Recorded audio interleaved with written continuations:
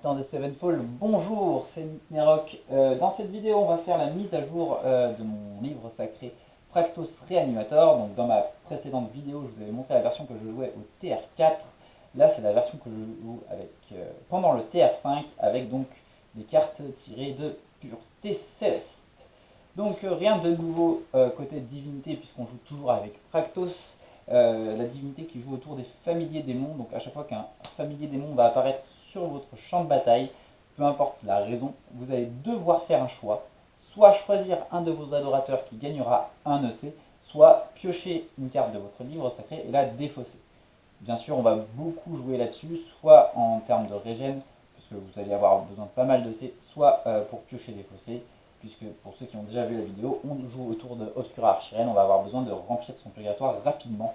Donc les démons vont principalement servir à accélérer la mécanique et payer le serment.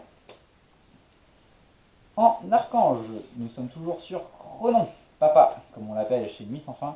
L'archange qui sort le plus tard parmi tous les archanges existants à l'heure actuelle, 9-11 fourberie retrait, il apporte 10 EC.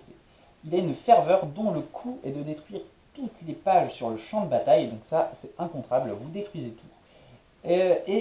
Pour gagner l'effet de faire apparaître deux démons, euh, vous aurez en échange l'interdiction de mener votre phase d'attaque. Au moment où il sort, si vous activez la ferveur, notez que c'est une ferveur optionnelle, c'est-à-dire que vous pouvez choisir de ne pas l'activer et d'avoir juste Chronon qui arrive et de pouvoir attaquer par conséquent avec la brute qu'il est. Lorsque les familiers arrivent à ce stade de la partie, souvent vous allez donc déclencher Fractos deux fois et choisir de gagner des EC. Donc au lieu d'avoir 10 EC qui vont arriver, vous allez en avoir 12, ce qui n'est pas négligeable à ce stade de la partie. Cadeau des dieux. Avant je jouais avec Portail vers les cieux, maintenant j'ai opté pour Lumière divine qui nous propose donc de mettre en jeu un repenti céleste. Je pense que les deux choix sont toujours viables, hein. C'est vraiment une préférence. Moi je me suis habitué au repenti parce que du coup, déjà avec 4 de volonté avec Practos, on choisira assez rarement qui commence. Euh, mais du coup, si on me laisse le choix, j'aime bien être deuxième joueur et avoir un bon défenseur qui peut potentiellement taper euh, et en plus qui est gratuit. Il va pas remplir notre purgatoire puisqu'en dernier souffle il va se placer dans notre livre sacré quand il va mourir, mais on peut le rentabiliser énormément, soit en lui mettant des dégâts avec les archiprêtres, enfin, vous verrez par la suite, soit vous l'utiliserez comme une brute ou un bouclier, et puis si jamais il revient dans la partie, soit vous pourrez le défausser, soit le remettre sur le champ de bataille pour en profiter pleinement. Tac. Allez, le temple, on joue le temple starter, on commence avec 10 EC, et il est révocable pour les miracles, donc ça c'est un vrai plus parce qu'on a pas mal de miracles qui révoquent, et surtout il déchire deux pages lorsqu'il quitte l'adoration. C'est un effet optionnel, mais comme on veut remplir le purgatoire rapidement, on va souvent l'utiliser. Souvent aussi, la première fois que vous révoquez, c'est souvent lui que vous allez faire sauter plutôt qu'un adorateur. Hop. On va attaquer le registre. Hop. Alors, pour le registre, nous avons donc deux déchus, toujours dans la même logique que le temple, 10 EC, et lorsque vous le révoquez, puisqu'il a un dernier souffle, vous allez déchirer deux pages. Cette fois, c'est obligatoire, vous ne pouvez pas utiliser l'option de ne pas le faire comparé au temple, mais le but étant de remplir le purgatoire. Vous allez sortir rapidement du registre pour pouvoir les révoquer tôt, pour ne pas avoir à déchirer en fin de partie où ça peut devenir plus gênant quand vous n'avez plus besoin de remplir le purgatoire, parce que vous allez perdre des ressources. Donc c'est pour ça qu'il n'y en a plus que deux, et que j'essaye de les jouer le plus tôt possible dans la partie. Alors, nous avons une base de 3 archiprêtres écarlates pour la régénération de C. Ils arrivent donc avec 10 EC. En nuit divine, on met un dégât, enfin moins 1 FV, soit à soit à un ange, soit moins un bouclier à un golem pour régénérer un EC. Alors, pas toujours obligatoire à faire, hein, c'est optionnel, mais s'il en a besoin, c'est vraiment un adorateur qui est très puissant, très intéressant. Ensuite, nous avons deux mages noirs. Mage noir, quand on le révoque, il peut compter comme deux adorateurs. Il apporte que 8 EC, mais c'est très intéressant puisque comme on joue les survivants, qui demandent de révoquer deux, c'est-à-dire qu'on peut le sortir assez facilement avec cet adorateur-là. Donc pareil, comme les déchus, c'est vraiment les deux adorateurs que j'essaye de sortir le plus tôt possible dans la partie pour les avoir à disposition pour révoquer. Ensuite, nous avons une Banicless. Alors Banicless, je peux comprendre que vous ayez des doutes, mais je la mets pour la principale raison, qu'elle va pas être là pour générer 2 EC, parce qu'en soi on va jouer 4 assassins dans le livre sacré, vous allez voir. Donc on va très rarement rentabiliser les EC. Si elle en gagne un ou deux, c'est vraiment énorme. Mais pour son dernier souffle, qui permet, lorsque donc, elle va être révoquée ou détruite, de choisir un ange avec assassin qui a été banni et de de le remettre dans votre purgatoire. Et donc, c'est la seule raison qui place Banicless dans mon registre, c'est de pouvoir récupérer une archirène bannie et la remettre dans mon purgatoire, soit pour la remettre en jeu, soit pour la récupérer, vous verrez par la suite. Mais voilà la raison pour laquelle je joue Banicless, et je pense que c'est un choix très pertinent. Nous avons une chose du cimetière. Donc vous avez suivi l'actualité, elle vient d'être nerfée. Je vais quand même la garder car elle a le petit plus maintenant qui me manquait. Donc la chose du cimetière va apporter 11 C et en ferveur, elle va vous permettre de mettre un dégât à un de vos anges euh, ou à un de vos golems pour gagner un EC. Donc elle peut monter jusqu'à 12. Et aussi bannir 2 pages de votre purgatoire pour un autre EC. Donc elle va monter jusqu'à un maximum de 13. Vous pouvez très bien ignorer une partie de ces ferveurs ou les deux et ne venir qu'avec 11 EC. De plus, la chose du cimetière n'est plus destructible, donc ni révocable, ni destructible par des effets. C'était ce qui lui manquait pour moi, parce que mon souci, c'était vraiment le match-up face à Dra 16, donc l'ange métascience, qui détruit les adorateurs. C'était vraiment une punition pour moi.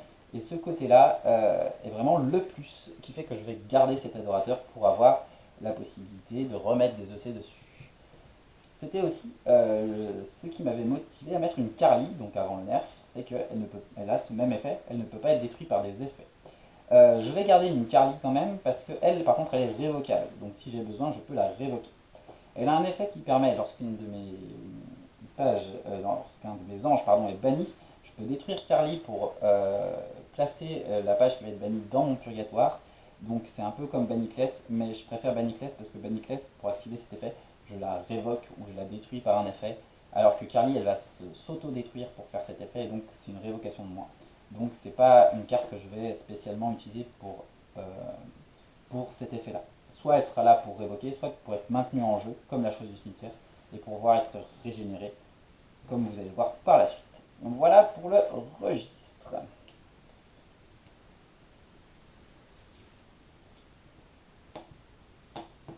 Hop. On va optimiser un peu l'espace. Et on va passer au livre sacré, qui est actuellement à 51 pages. Tac. Donc, comme je vous l'ai dit, nous allons jouer autour de Obscura Archirène. Obscura Archirène nécessite 30 C pour être joué et a pour serment d'avoir un nombre de pages cumulées limbe, purgatoire et banni de 30. Donc, comme je vous l'ai déjà montré, avec le registre et avec Practos, on va énormément jouer sur ce fait de remplir notre purgatoire en déchirant ou en piochant défaussant afin d'atteindre le plus vite possible cette condition. Avec le deck actuel, vous pouvez très bien arriver à remplir cette condition au tour 5. Archirène, je peux la sortir tour 5 assez facilement.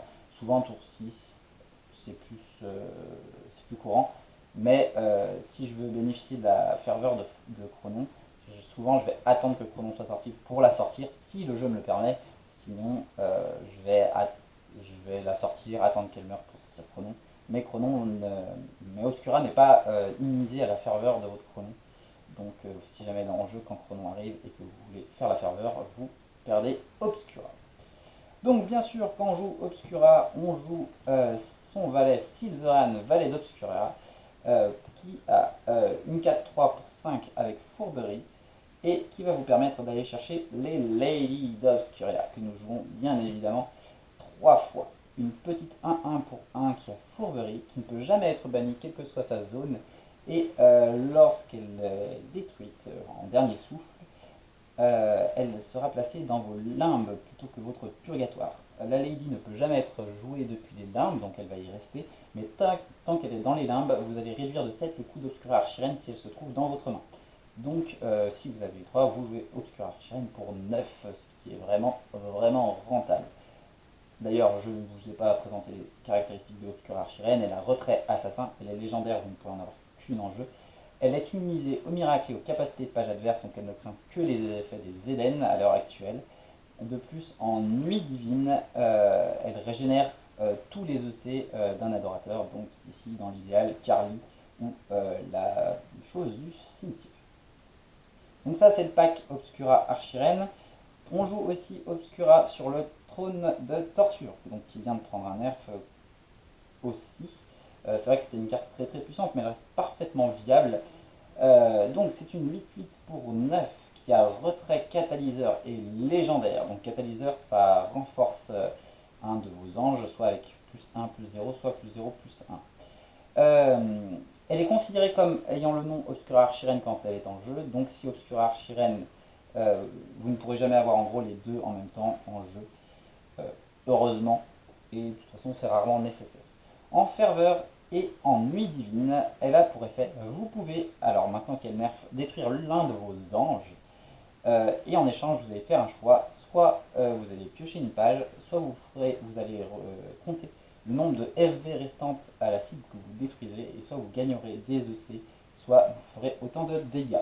Donc ça peut être intéressant si vous avez des anges qui ne sont pas nécessaires à garder en jeu pour régénérer des EC. Par exemple, un démon qui n'a pas coûté trop cher, il peut vous régénérer 5 EC, ou alors mettre des dégâts pour potentiellement assassiner derrière, vous allez voir.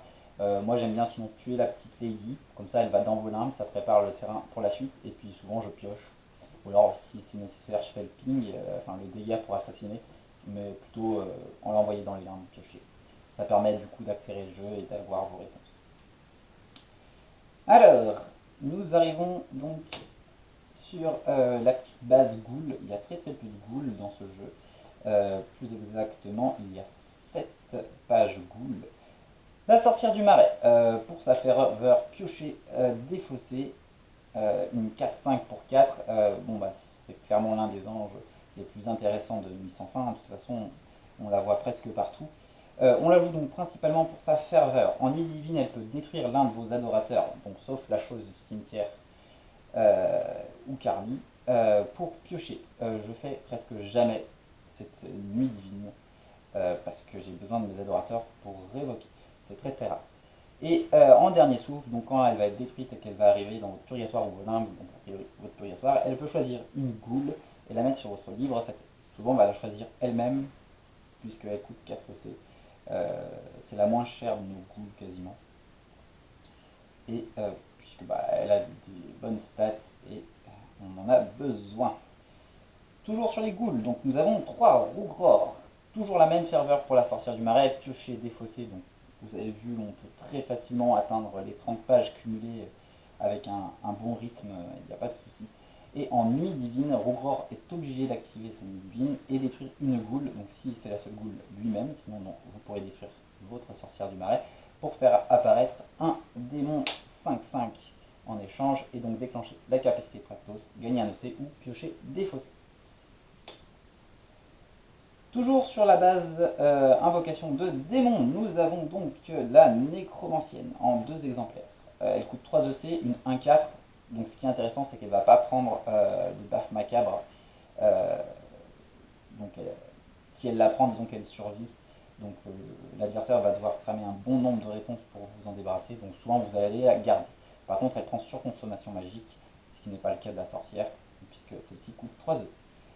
En ferveur, vous pouvez bannir une page du royaume Nuit sans fin. Pour le coup, je vous invite fortement à bannir les adorateurs que vous avez déjà révoqués. Ce sera une perte moindre parce que vous avez besoin de vos autres pages anges et golem dans votre purgatoire. Donc bannissez en priorité vos adorateurs. Et donc cette ferveur vous permet de voir la main de votre adversaire. Donc ce sont des effets très puissants puisque la guerre de l'information Déjà psychologiquement c'est très bon pour vous, ça déstabilise l'adversaire, c'est-à-dire qu'il sait que vous savez. Et puis ça vous permet d'anticiper sur ses phases d'attaque.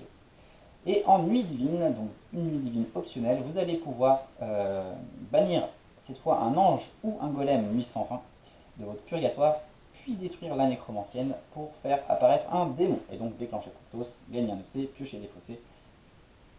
Vous avez compris, Archirène, on la sort facilement.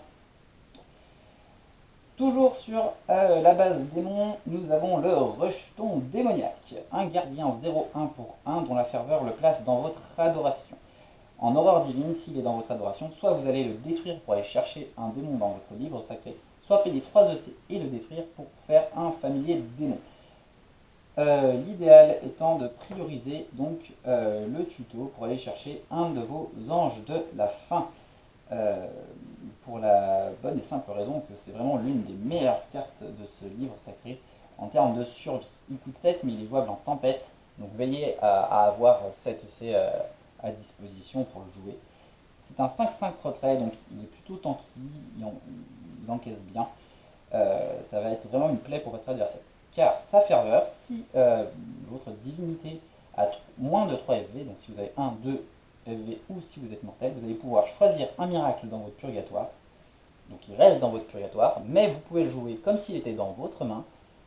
Si vous le faites, par contre, il est banni. Mais vous pouvez le jouer jusqu'à la fin du tour. C'est pas lorsque l'ange de la fin vous allez jouer. Vous pouvez vous choisir vraiment n'importe quel miracle et le jouer dans votre tour. Ça veut dire que vous avez le droit de choisir un miracle qui a intervention divine puisqu'il n'est pas joué dans la foule. C'est donc vraiment un ange très important côté survie.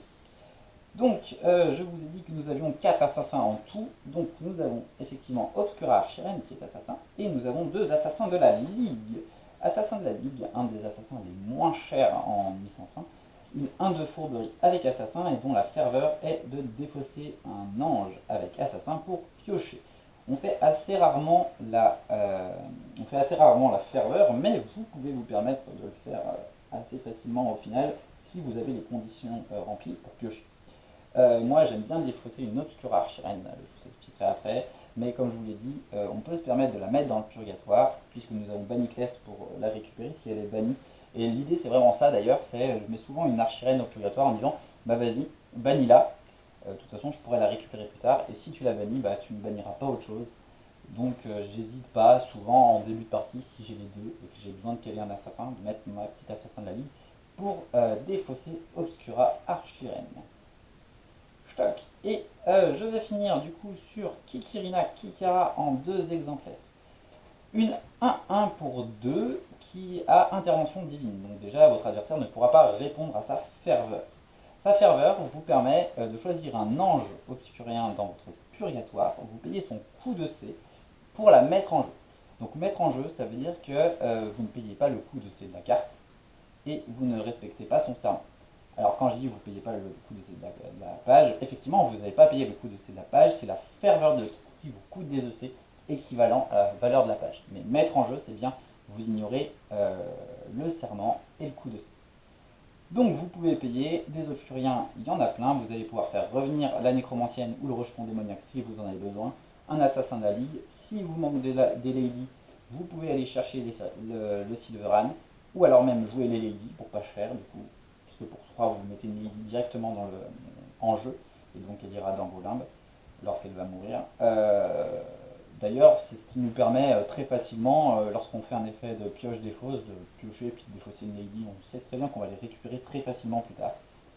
Vous avez donc aussi la possibilité, si vous avez une réserve de C assez consistante, de payer 30 C pour mettre Obscura Archirène en jeu, sans respecter son serment. Ça, c'est très très faisable avec ce deck. Alors peut-être qu'il vous faudra un peu d'expérience, hein, c'est vraiment pas le combo que je vous conseille sur vos premières parties, mais une fois que vous avez bien le deck en main, c'est vraiment faisable si vous voyez que vous pouvez vous permettre de mettre de côté des EC sur un tour ou deux en jouant peu de cartes et en étant un peu passif. Alors vous avez vraiment un potentiel agressif hein, avec ce deck, vous pouvez attaquer, mais si vous avez un tour où vous pouvez être serein pour accumuler des EC, vous pourrez très facilement jouer pour 32 EC Obscura Archirène, sachant qu'en fin de tour elle va vous en rendre 10 ou 11 à peu près. Donc ça, ce sont les anges Nuit sans fin dans le livre sacré. Et maintenant, je vais vous présenter les anges de pureté céleste que j'ai inclus dans ce nouveau livre sacré.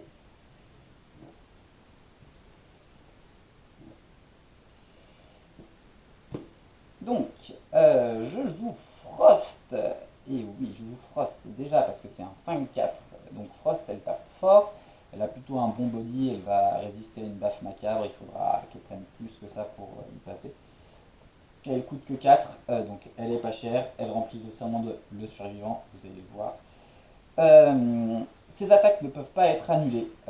Ça, c'est hyper intéressant. Ça veut dire que si vous avez besoin de gérer une cible, vous n'êtes pas obligé de la mettre en embuscade parce qu'elle ne pourra pas prendre d'esquive temporelle ou de Aramus à l'heure actuelle ou de vague déferlante. Elle est immunisée à ces cartes-là. Donc, bien sûr, elle prend tout le reste, hein, tout ce qui va la détruire, les démodifications, voilà. Mais les cartes qui annulent ne pourront pas la choisir elle. Et ça, c'est vraiment hyper sympa. En ferveur, donc elle a deux ferveurs, il y en a une qui est la raison pour laquelle on met Frost dans ce livre sacré. Vous allez pouvoir défausser une page de votre main et vous allez faire l'effet suivant, piocher et mettre un dégât à la divinité adverse. Donc ce petit dégât, c'est toujours ce qui va pouvoir faire la différence en termes d'agression, et notamment face à le déchu, le rendre mortel, il n'y aura plus que les plumes à gérer, c'est vraiment un plus hyper intéressant face à Temple de la Lumière. Notamment face à Arcanien, qui est déjà un match-up pas évident, mais qu'on gère, surtout si on arrive à aller au très late game, souvent on aura l'avantage. Donc Frost, je pense que c'est un choix qui est pertinent. Et pour ceux qui ne le sauraient pas, je suis particulièrement fan de Purity. Donc bien sûr, Purity, un petit ange qui a tempête pour 3, qui a des effets similaires à pacifiste, puisque elle a le même effet, juste qu'elle a gardien et une capacité spéciale qui fait qu'elle ne peut pas défendre et donne un renfort à l'adversaire si vous n'avez que des Purity. Je l'aime pour les raisons suivantes. Elle a une ferveur hyper intéressante, elle va enlever toutes les capacités standards d'un ange adverse. Et surtout, c'est une tempête pas chère et en nuit sans fin, on peut la rentabiliser très facilement. On peut lui mettre plein de dégâts avec les archiprêtres pour gagner des EC. On peut la démonifier, vous allez voir, on joue démonification. Il y a plein de raisons pour lesquelles Purity est intéressante chez nous. Obscurarch sur le trône de torture va pouvoir la détruire pour piocher, pour faire des dégâts, pour générer des EC. Bref, c'est vraiment une carte qu'il ne faut pas ignorer. Et même souvent maintenant, mes adversaires ne me laissent plus les Purity, ils vont les attaquer pour pas que je puisse justement la rentabiliser. C'est vraiment une carte que vous devez envisager, je pense, dans vos livres sacrés. Donc ça, c'était pour les anges de pureté céleste. Et nous allons passer au golem. Donc nous jouons 5 golems. Nous allons jouer de le manche-tout. Le manche-tout, parce que c'est similaire à assassin, vous allez cibler un ange blessé et vous allez le détruire, mais la différence c'est que comparé à assassin, si l'ange ciblé est soigné, il sera quand même détruit. Un golem qui a 4 boucliers, qui coûte 4, 6 en tempête, un peu cher en tempête, mais donc faites en sorte d'avoir le C nécessaire pour le jouer, mais c'est l'un des golems les plus forts de nuit sans fin. On ne peut pas se permettre de ne pas jouer, et puis du coup ça fait comme des assassins supplémentaires, ça permet de gérer les gros, et en plus ça encaisse 4. Du coup, c'est un combo qui est assez sympa avec l'ange de la faim, notamment quand vous tombez face à des decks qui jouent Raguel, puisque du coup, Raguel, pour ceux qui ne le connaissent pas, lorsque vous jouez un ange en dehors de votre tour, il peut déclarer une attaque sur l'ange qui vient d'apparaître, et du coup, s'il décide de le faire, soit vous pouvez derrière jouer le manche-tout pour tuer Raguel, soit vous pouvez surenchérir avec le manche-tout, tuer autre chose, et du coup, l'ange de la fin a 9 et il va encaisser les 8 de Raguel. Du coup, il ne sera pas banni par lumière, et vous aurez encore un défenseur. Vous aurez survécu à l'embuscade. Bref, le manche-tout, c'est une bonne carte pour sauver vos réponses dans la méta actuelle. On ne peut pas s'en passer. Toujours chez Nuit sans fin, on joue une porte d'Obscuria qui ne peut pas être jouée en tempête, 6 EC. Elle encaisse 8, elle ne peut pas être liée à un ange et vous ne pouvez en avoir qu'une en jeu. Donc bah, c'est pas grave puisque de toute façon il n'y en a qu'une dans le livre sacré. Par contre, si votre adversaire souhaite déclarer une attaque sur un ange, il doit détruire la porte avant de déclarer son attaque. Donc en général, elle sera ciblée en priorité.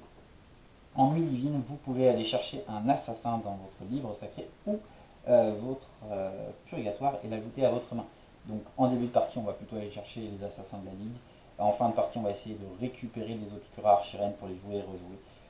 La porte est facilement récupérable dans la partie, mais comme vous en avez qu'une, c'est un golem qui est particulièrement précieux, ce qui fait qu'on est plutôt sensible au fait qu'elle soit bannie, car on n'a rien pour le coup pour récupérer la porte d'Obscuria. Deux golems pureté céleste, c'est doudou, pas cher et efficace. 3 EC, 2 en tempête, donc si vous jouez de manière défensive, c'est assez facile pour le moindre effort. Elle encaisse 2 et elle donne plus 2 d'attaque à votre ange. Donc vous allez facilement faire des démons 7-7 qui sont hyper intimidants du coup, ou alors qui peuvent gérer et survivre à plein de situations. Et si vous ne jouez pas Doudou en tempête, vous allez pouvoir piocher et choisir une page dans un purgatoire et la bannir. La raison de l'arrivée de Doudou dans ce livre sacré, c'est vraiment cette ferveur. Le fait de piocher sans défausser, ça c'est agréable parfois de pouvoir juste piocher sans se débarrasser d'une carte. Parfois on a des choix cornéliens à faire. Donc déjà ça, et ensuite la possibilité de bannir dans le purgatoire. On va bannir les Jack Black Hat face à Poseidia pour éviter qu'il y ait trop de marqueurs, ou les habitantes d'Erinia, l'adorateur, pour éviter que l'adversaire génère trop de C. On peut, face à Métascience, donc principalement erreur du labo, hein, c'était mon problème à la base, d'où la Carly dans l'adoration, enfin dans le registre, c'est de bannir les Dracèzes ou les différentes erreurs du labo gênantes, mais vraiment c'était l'optique de contrer Dracèzes qui était mon match-up le plus compliqué jusqu'à maintenant. Donc voilà, c'est un petit golem hyper intéressant, et ce qui fait un total de 6 cartes pureté céleste dans le livre sacré, et une dans le registre, donc un total de 7 puretés célestes. Allez, on passe au miracle. Hop. Donc, comme on joue Praktos, on joue 3 démonifications. Je ne sais même pas si c'est nécessaire de le présenter, mais bon, on va le faire pour la forme. Donc un miracle 1-1, intervention divine, donc pas utilisable en réponse, mais on ne peut pas y répondre, qui va vous permettre de détruire un ange pour le transformer en familier démon sur l'AG de son propriétaire. Donc soit de manière défensive, par exemple pour défendre une embuscade, notamment des Ragwell, si jamais vous êtes en sous-effectif par rapport à l'adversaire. Vous allez gérer les Ragwell face au deck Golem ou autre, ou plein d'autres cibles, hein, les Virona, tout ça, c'est intéressant en défense. Mais c'est aussi très intéressant en défense sur vos propres anges, démonifier une Lady, ça l'envoie dans les limbes, et vous avez un démon qui apparaît, et du coup vous déclenchez Praktos. Mais aussi sur une AG vide, l'adversaire déclare une embuscade, vous pouvez faire Purity et démonifier votre Purity, et au final vous avez quand même votre défenseur. On joue toujours côté démon, mon ami cauchemar en 2 fois. Un 1-0. La seule condition c'est de contrôler pour jouer ce miracle soit un golem sur le champ de bataille, soit une page nuit sans fin sur le champ de bataille. Donc il faut pas se rater sur le timing de ce miracle, parce que si vous n'avez rien, vous ne pouvez pas le jouer.